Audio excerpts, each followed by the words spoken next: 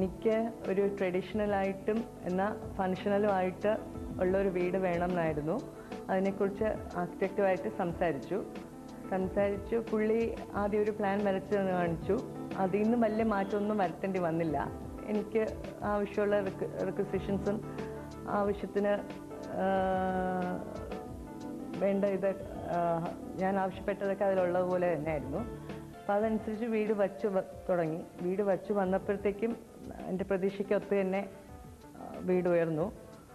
അത് എല്ലാവർക്കും ഇഷ്ടമാണ്. ഇവിടെ എൻ്റെ കുട്ടികൾക്കും ഇഷ്ടമാണ്.